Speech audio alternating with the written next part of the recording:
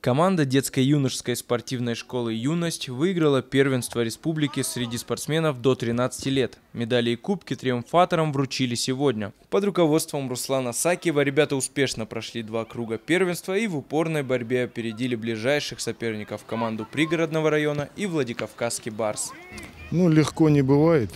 С любым соперником, чтобы выиграть, нужно чуть-чуть на поле потрудиться.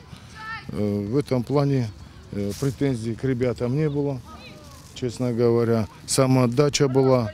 Плюс еще все те упражнения, все наши заготовки, которые мы на тренировках использовали, показывали им, добивались от них исполнения, они все показали в этом турнире. Сегодня же определились обладатели индивидуальных наград.